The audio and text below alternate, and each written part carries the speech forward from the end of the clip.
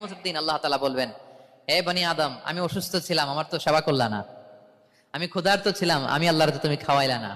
মানুষ বলবে, ইয়া রাব্বাল আলামিন, আপনি তো আরশের মালিক, রাজাধিরাজ, আপনারে কিভাবে সেবা করি, আপনারে কিভাবে খাওয়াবো? আল্লাহ বলেন, ওই যে গরিব, ভুখা, নাঙ্গা, অভুক্ত আমার বান্দা তোমার কাছে খাবার চেয়েছিল, তুমি খাবার দাও নাই। ওই দিন তারে খাবার যদি দিতা, তাহলে আমি আল্লাহকে খাওয়ানো হতো। তাকে জামা দিলে আমি আল্লাহকে জামা দেওয়া হতো। তার চিকিৎসার ব্যবস্থা করে দিলে আমি আল্লাহর সেবা করা হতো।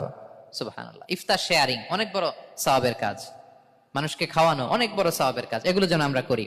আর যে ইবাদতগুলোর কথা বললাম, যেগুলোতে আল্লাহ তাআলার প্রিয় ভাজন হওয়া যায়, এগুলো আজকে আলোচনা শুই না, আজকে সারা রাত একেবারে ফাটায় ফেলছে ইবাদত করে, কালকে আর খবর নাই, এরকম আছে না? নাই না।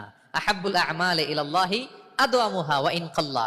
আল্লাহর কাছে সবচাইতে প্রিয় আমল হচ্ছে ওইটা যেটা বান্দা রেগুলার, ডেইলি বেসিসে করে, রেগুলার করে।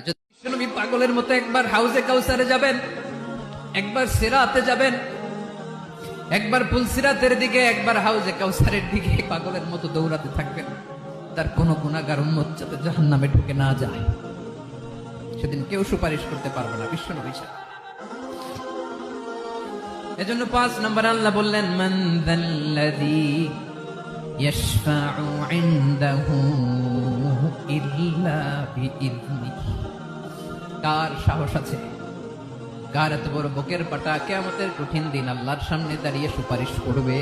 কারো ক্ষমতা নেই, কারো ক্ষমতা নাই। বিশ্বনবী সেদিন সিজদায় পড়ে উম্মতের জন্য কাঁদবেন, সবাই কাঁদবে, নফসি নফসি, আল্লাহ আমারে বাঁচাও, আল্লাহ আমারে বাঁচাও। বিশ্বনবী বলবেন, উম্মতি উম্মতি। বিশ্বনবী আমার জন্য কাঁদবেন, আপনার জন্য কাঁদবেন, আমাদের জন্য সেদিন কেঁদে কেঁদে জাহান্নামের দরজায় দাঁড়িয়ে আমাদেরকে টেনে টেনে জান্নাতে ঢুকাবেন।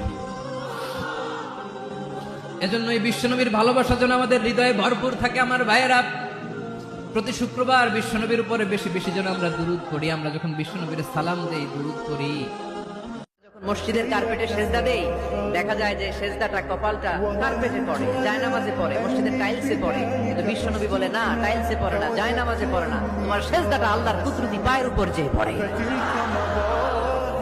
এত মায়া, এত ভালোবাসা কই যাবে? কেউ থাকবে না, সবাই আপনার অন্ধকার কবরে রেখে দিয়ে চলে আসবে।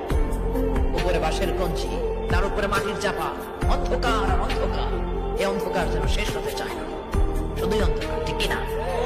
হুয়াল্লাহু আহাদ আল্লাহুস সামাদ লাম ইয়ালিদ ওয়া লাম ইউলাদ ওয়া লাম ইয়াকুল লাহু কুফুয়ান আহাদ। লাম ইয়ালিদ ওয়া লাম ইউলাদ, তিনি জন্ম দেয়ও নাই, জন্ম নেয়ও নাই। সুবহানাল্লাহ পড়ে।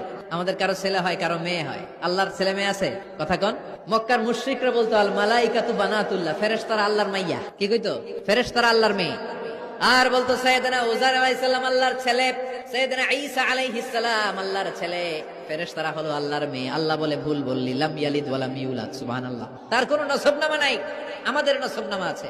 আমার নাম মিজান, বাবার নাম আলী আহমদ, দাদার নাম জাইনুল আবেদিন, তার বাবা মাকরাম, তার বাবা অমুক সমুক।